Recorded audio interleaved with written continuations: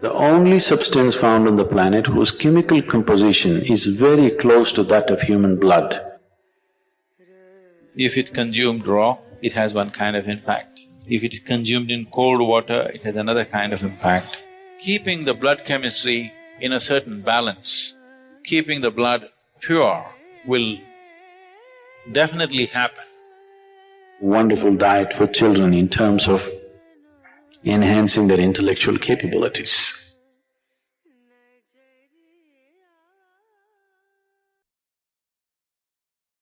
In Karnataka, there are certain tribes called Jenukurubas. Jenukurubas means they're honey shepherds. Some time ago, I had the opportunity to live with them for a short while. Their diet is like this. First thing in the morning, one bamboo glass, bamboo shoot sliced off like this. It takes about 3/4 of a liter. 3/4 of a liter of honey in the morning, that's all the diet. You drink 3/4 of a liter of honey in the morning and then you're out in the forest.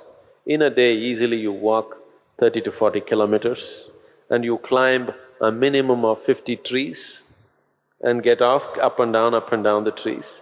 Until evening, there is nothing else. As you harvest honey, whatever comes on your hand, you lick that.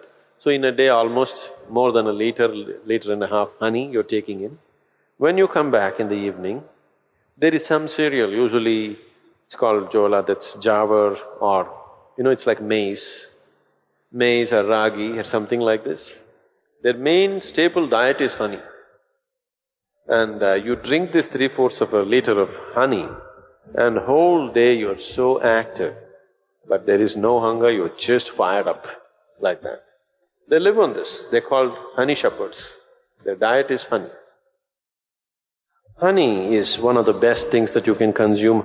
Psychological stability, physical well-being, vitality, all these things can be greatly enhanced simply consuming daily honey.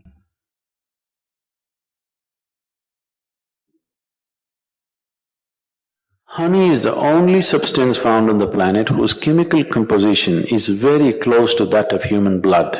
If you change a few things, it's almost like blood. Daily consumption of honey can do a lot for your health, especially people who have excess mucus problems.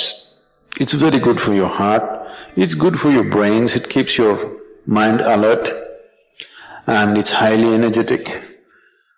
So daily consumption of honey can do a lot, especially if you have growing children. They must consume honey on a daily basis. It'll do a lot for the development of their intelligence and everything, even the ash god. Ash god and honey together will make a wonderful diet for children in terms of enhancing their intellectual capabilities.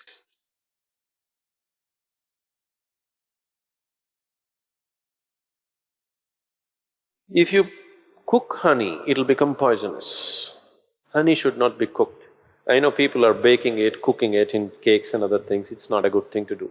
Certain part of the honey turns poisonous if you cook it. You should put it in warm water, not in boiling hot water. If you put it in hot water, it sets off a certain kind of enzymes, behave in a certain way in the honey that it tends to take away weight from the body.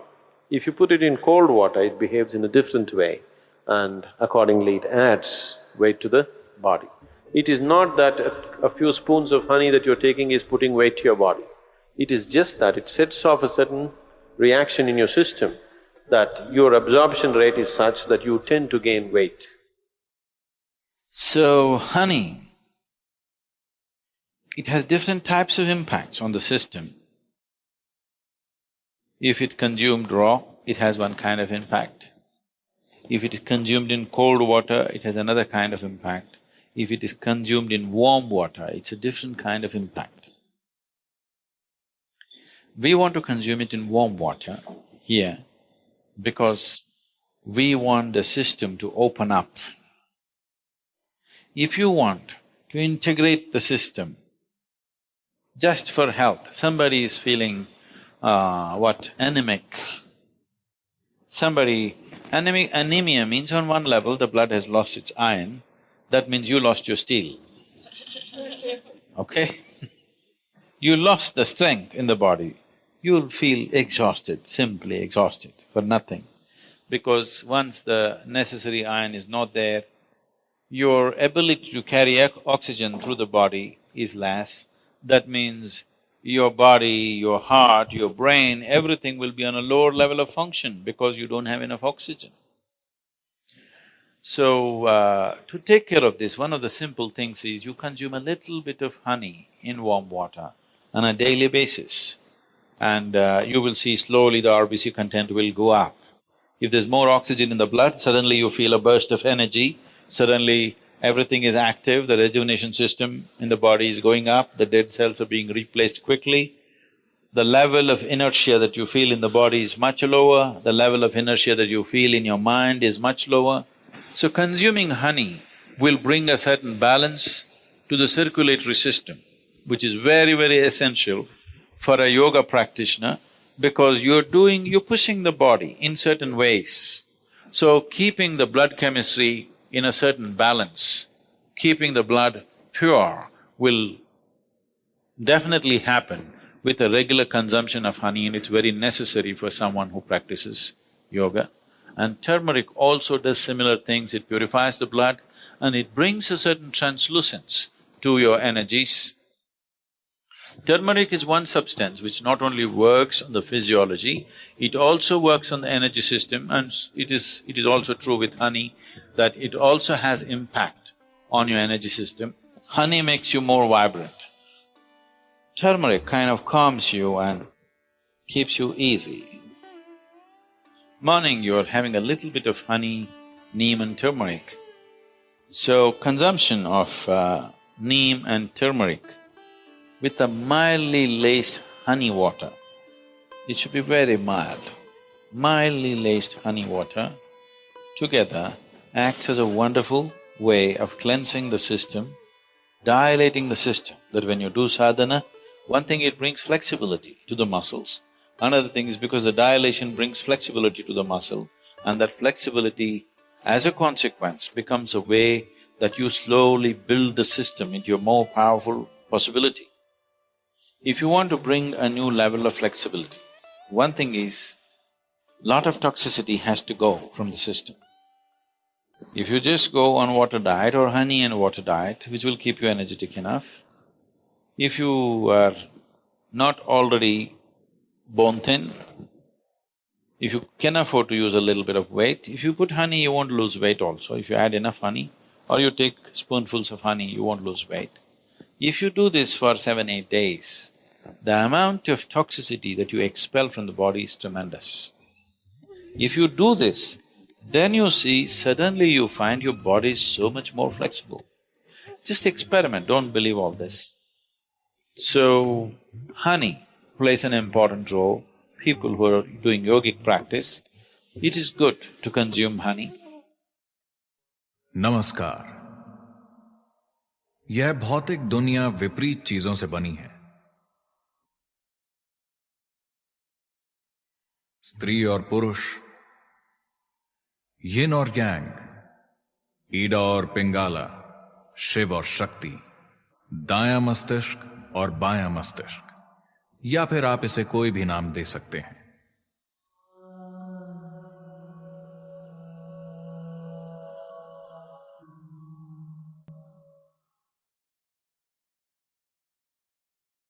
इन विपरीत चीजों के मिलन की चाहत, प्रेम, जीत, महत्वाकांक्षा, काम वासना और योग जैसे अनेक रूपों में सामने आ रही है।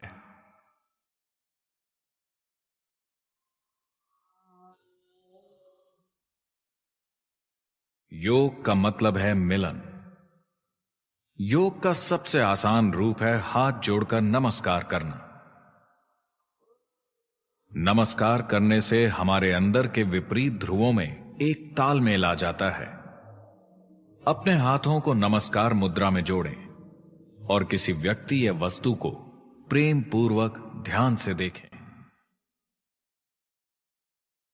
3 से 5 मिनट में आप अपने अंदर एक तालमेल महसूस करेंगे।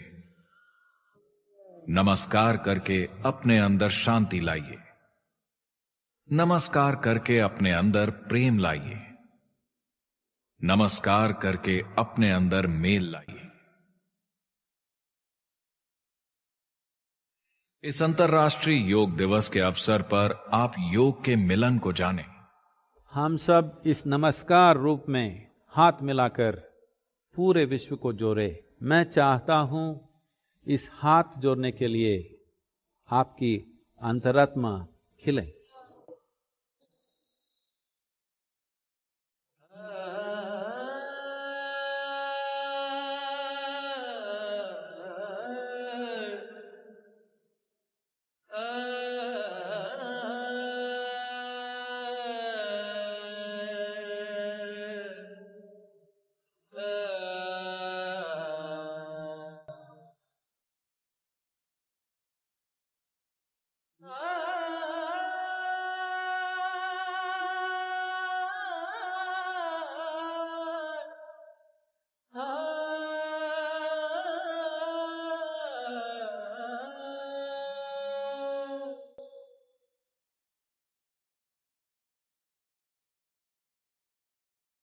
So, how to motivate you? See, when your car doesn't start, somebody has to push. Once it gets going, after that we don't have to push it all the way, then it'll go. We can teach you ways. When you start experiencing it as a part of you, it fires you up. You must fall in love with somebody or something. You don't find a somebody, you must fall in love with something. Something means something to you, you will wake up in the morning. Nothing means anything to you, where is the reason to wake up in the morning? How do you fall in love?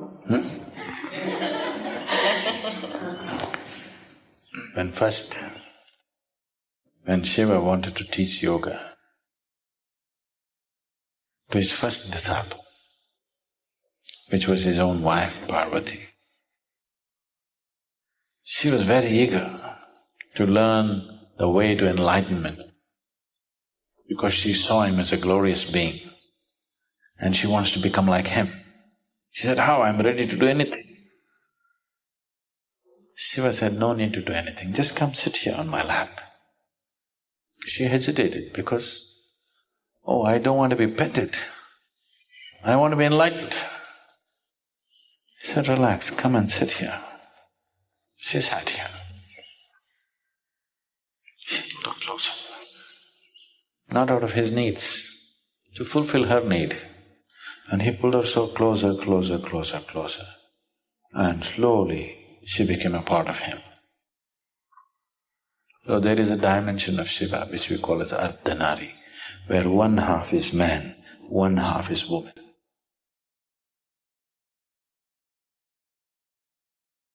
What the imagery is trying to tell you is that it's only by inclusion, it's only by inclusion that life will blossom. If you have to include something into yourself, there must be space, isn't it? If I have to make somebody a part of myself, I have to throw out half of me out, only then. That's why the expression falling in love, not rising in love, okay? Not standing in love, not climbing in love, falling in love, because a part of you has to fall, only then there will be space for something else or somebody else. If all of you, the whole of you falls down, there'll be enormous space. You can include the whole cosmos as a part of yourself. If at least a part of you falls down, you may fall in love with one more human being or one more aspect of creation. So, we can teach you ways to empty yourself. If a part of you falls down, that empty space has to be filled with something. And that something which is not you, when it becomes a part of you, when you start experiencing it as a part of you, it fires you up. Because right now, what you think is me is not you, just a bundle of thoughts, emotions, ideas and prejudices, isn't it? That's not you. So what is you has not come into experience. So how to motivate you? When you're not yet, how to get you going? You're not yet. Right now, all that is there is a bundle of thoughts, a cloud of thoughts and emotions and all kinds of stuff, isn't it? So that's why the sadhana. You must come and do some sadhana. Initially, somebody will motivate you. See, when your car doesn't start, somebody has to push, okay? Once it gets going, after that, we don't have to push it all the way, then it'll go. So initially, nothing wrong using a little bit of a push, everybody needs a push. There are very few people who can propel themselves from step one. Most others need push, often on a little kick here and there. Rest they will do.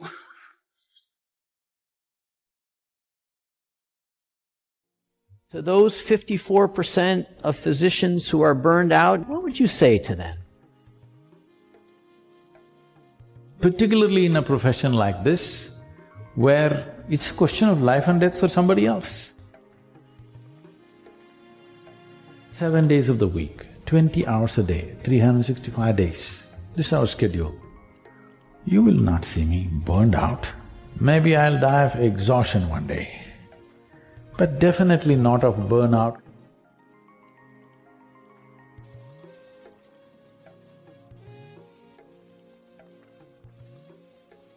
A big study came out, 54% of physicians in America meet criteria for burnout. And nurses are in the same boat, and you're here at a medical school, and we're looking for answers, and we're looking for hope. And so, to those 54% of physicians who are burned out, and the nurses and PAs and nurse practitioners, all of us in healthcare, what would you say to them? If we have to bring health, either to ourselves or to others, one fundamental thing is you bring a very profound sense of wholeness into you, the various dimensions of life that we are. All of it is in sync and functioning well. It's sad to hear that physicians are in a state of burnout. How would they cause health? They could sell more medicine, but they cannot cause health if they are in a state of burnout. Now we're seeing, as modern medicine progresses, comes out with miracle after miracle, research, all kinds of things. But people are not getting healthy. More people are getting sick than ever before. A country like United States, which is the most affluent country on the planet, which essentially means you have a choice of nourishments. Every human being has a choice of nourishment. Most of the ailment that you see in other parts of the world are nourishment related in some way, because the needed nourishment is not there at the right time for a whole lot of people on this planet.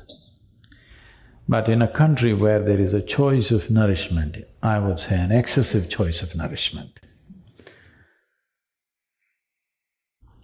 the nation is spending $3 trillion on healthcare. This is bigger than the budgets of major nations in the world. India's economy is around $3 trillion. You're spending that much on healthcare of 250,000 people. This shows somewhere we have missed health. Maybe we have an industry going, but we have missed health. Well, we can explain it in so many ways, but doctors being under burnout, I see this in every profession. Everybody thinks their profession is the most difficult one. If any individual human being is creating something that they really care for, there would be never any kind of burnout. Myself, and a whole lot of people around me. We are 7 days of the week, 20 hours a day, 365 days. This is our schedule. You will not see me burned out. Maybe sometimes I'll get physically exhausted. Maybe I'll die of exhaustion one day, but definitely not of burnout or boredom. Those two things will never happen to me. Why I'm saying this is, the fundamental reason why this is happening is particularly the physicians, because there are various kinds of professions. But particularly when people go to a doctor, in some way they're placing their life in his hands. So when somebody is willing to place their life in your hands, you must treat it as a sacred duty. It's not just a job, it's not just a business. When somebody is willing to place their life in your hands, I'm telling you, even people who live with you, your own wife and children or husband is not willing to place their life in your hands completely. But somebody, an unknown person comes and places his life in your hands, I think it's the greatest privilege that somebody trusts you at that level, that they're willing to trust you with life. You could do right things or wrong things, knowingly or unknowingly, because nobody has figured the human body absolutely, all right? We know it to some extent. So you may do any number of wrong things, but they place their life into your hands.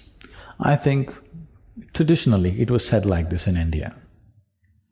In any given society, if education, medicine and spiritual process, if it gets commercialized, that society will go down the drain.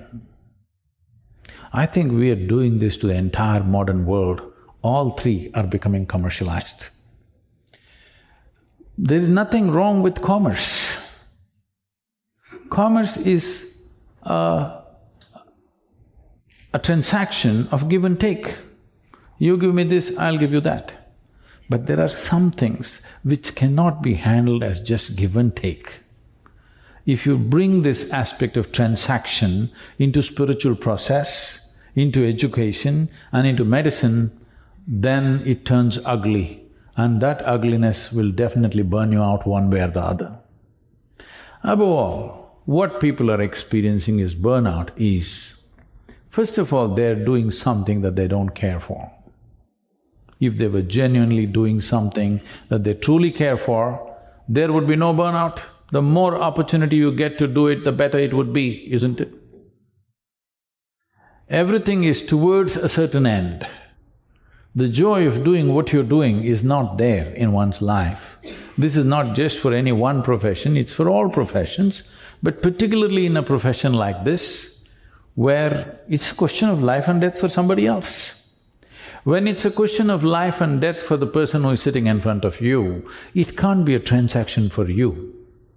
Well, there is a business end to everything, because to make anything sustainable, there has to be a business end to it.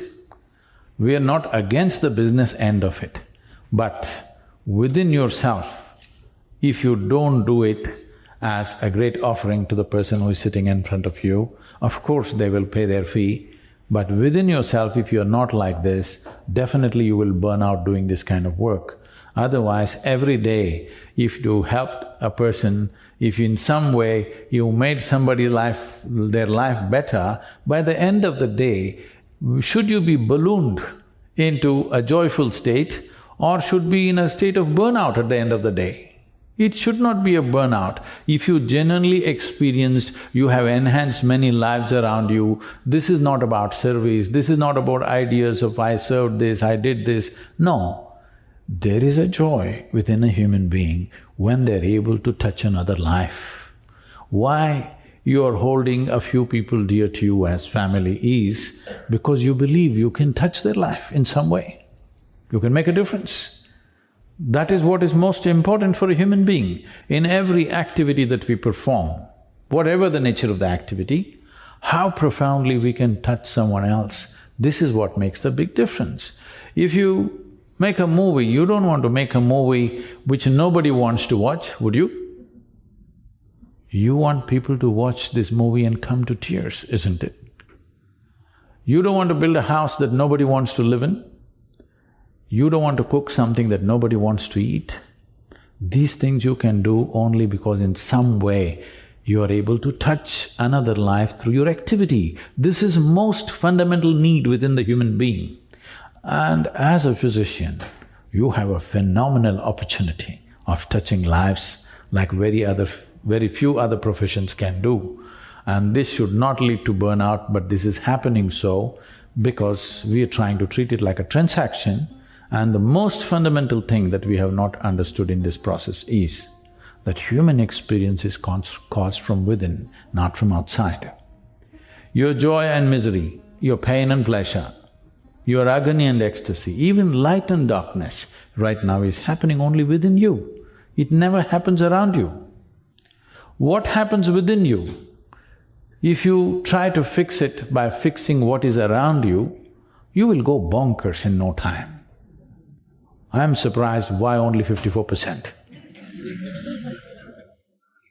Because if you don't understand human experience is caused from within, especially medical professionals who in some way have delved into the nature of human physiology and I believe to some extent the mind, we must know that every aspect of human experience comes from within.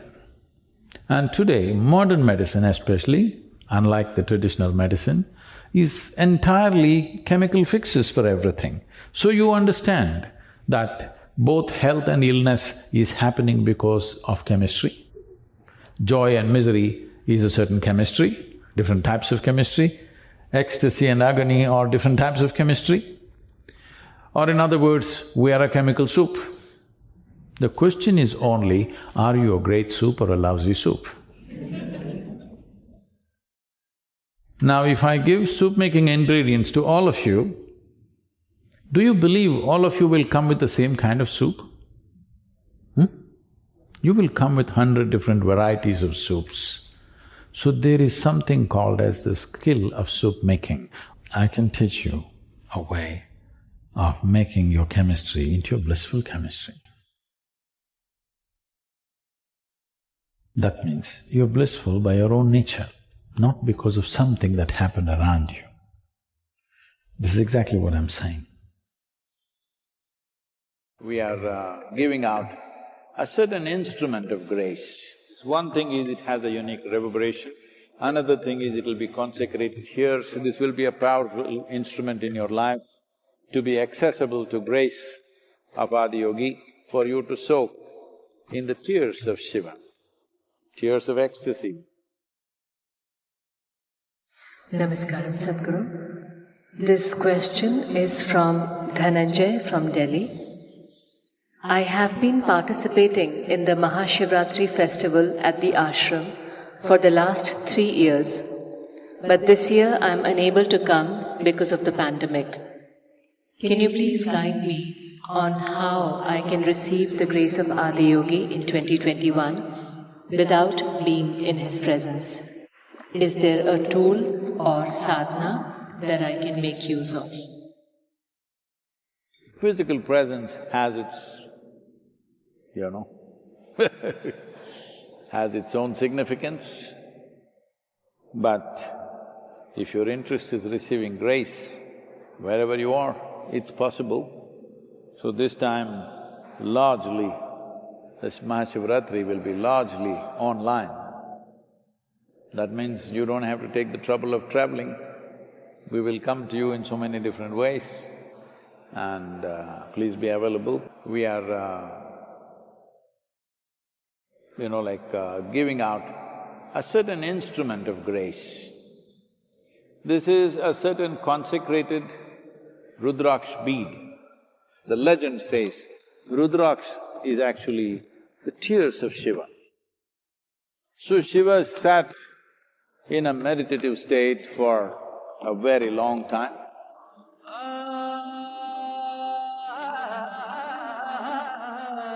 Everybody thought he is dead. because he was completely unmoving. It looks like there was no breath, there was no nothing.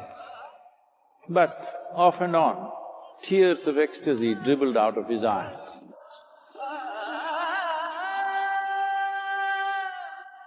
That was the only sign of life that he showed, that there was an ecstasy that he could not control, which made him absolutely still. At the same time, once in a way, tears of ecstasy dribbled down.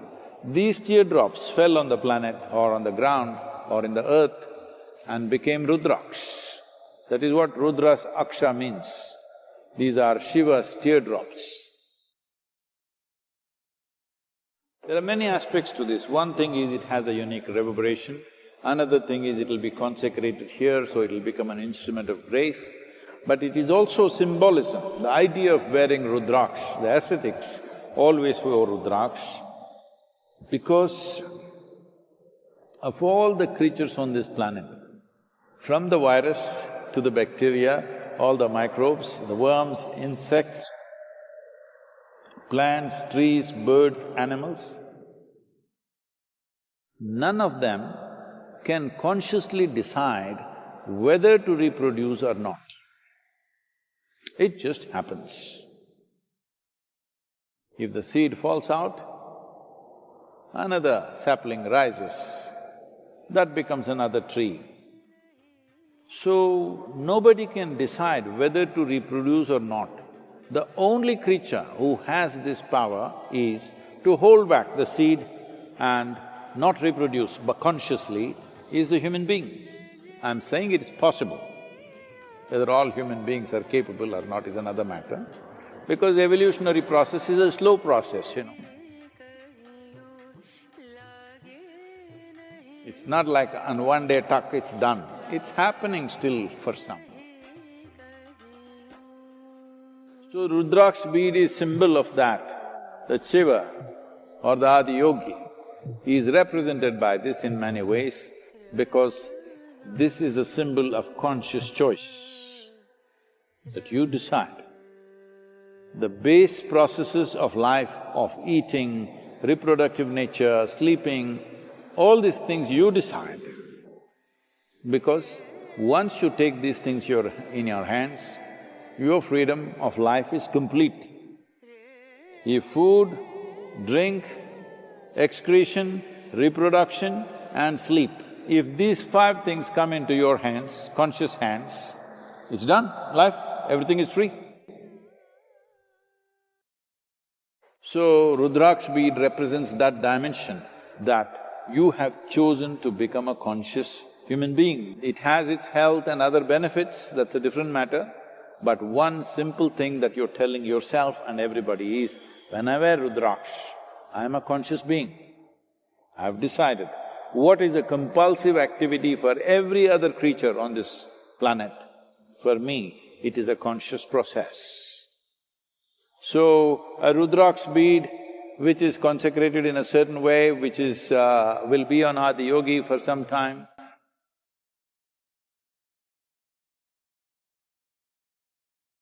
Probably we will be giving out a few million Rudraksh, free of cost. It's going to cost us a lot in this, particularly in this, with 2020 behind us, that the foundation is sitting here without any revenue. But we are committed to doing this, or we will make it like pay as you can. People can pay if they wish to pay, otherwise they can take it, because we do not want to make spiritual aspects related to money.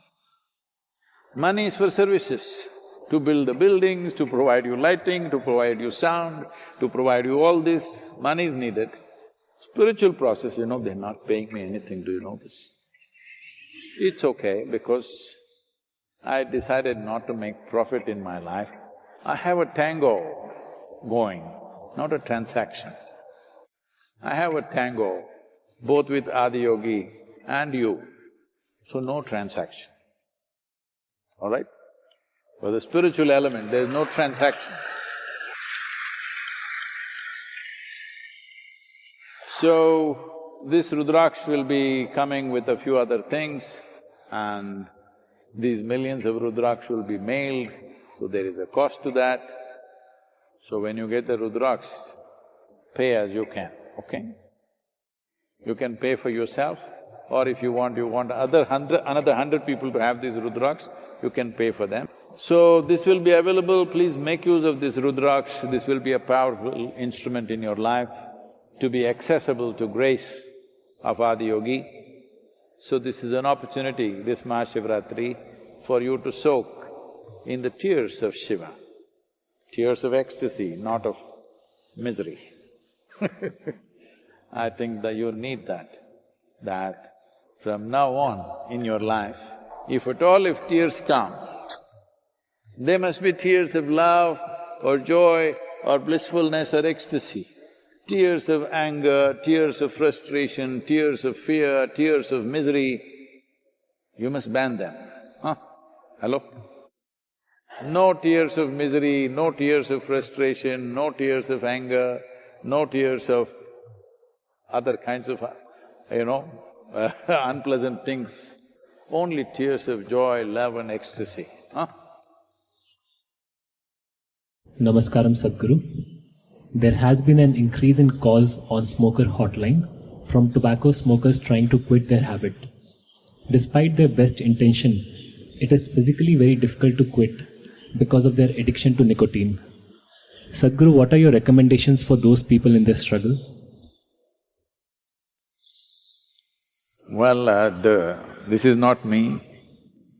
The medical experts are saying that the virus, if you get it, smokers die first.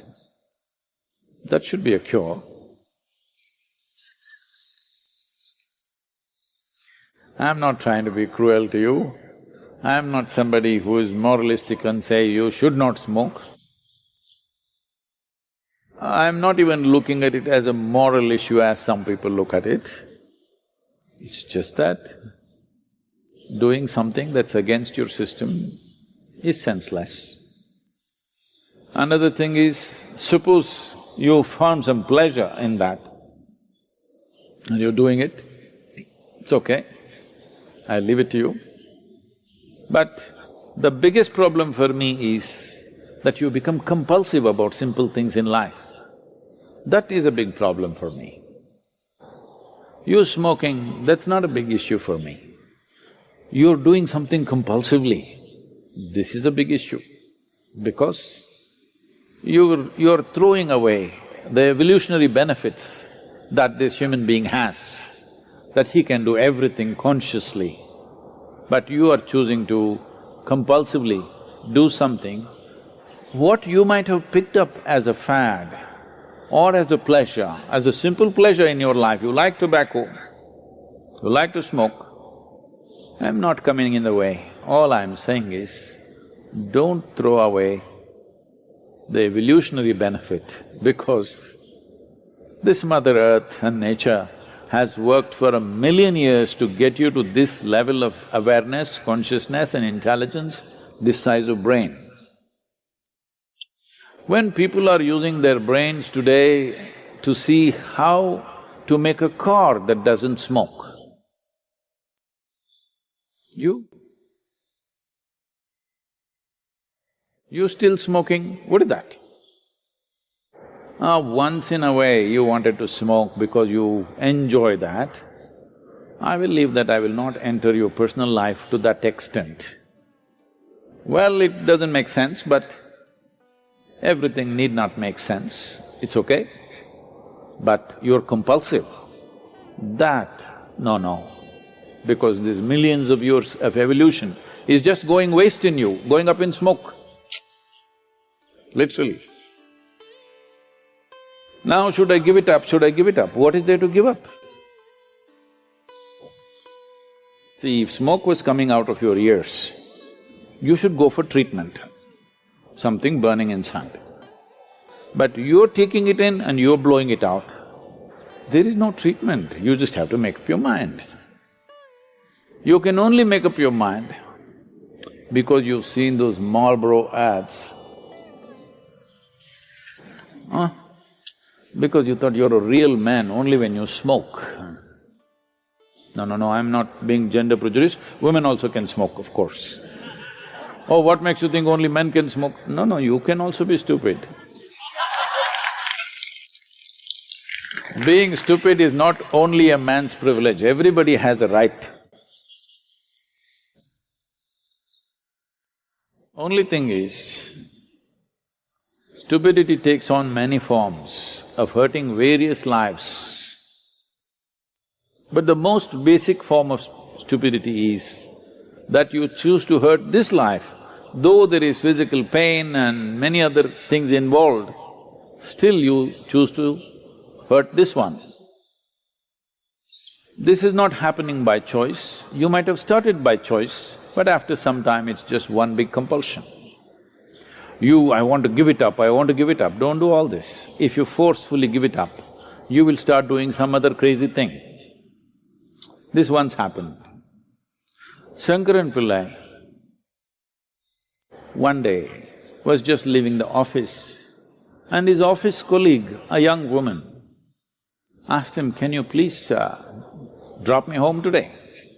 He said yes, like a gentleman. He took her, he opened the door, everything. They were driving.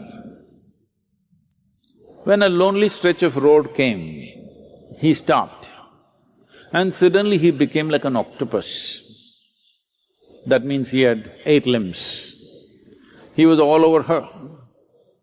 She pushed him away and said, "You fool, I got into your car thinking you're a decent fellow, what are you doing?"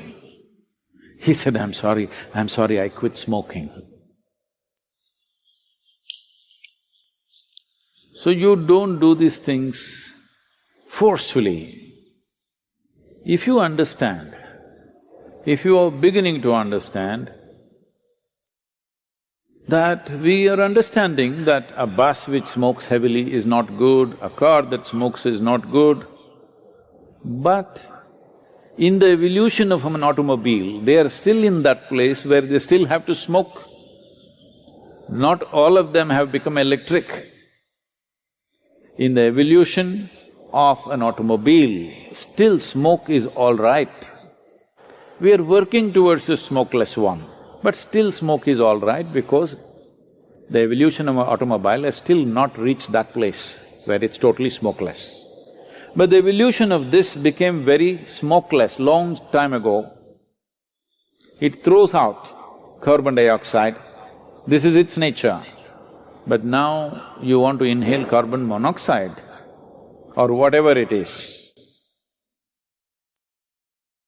Well, you just have to see, it's stupid. Once you see something is stupid, you don't have to give it up, it'll go. Right now, you're feeling little… You think it's very smart to do this, especially when you are 14, 15 years of age, when you smoked, you thought you're really doing some great thing. So, whatever your age now, if you understand this is a stupid thing that you're doing, you don't have to give it up, it'll just fall off, because you don't like to be stupid, I know that.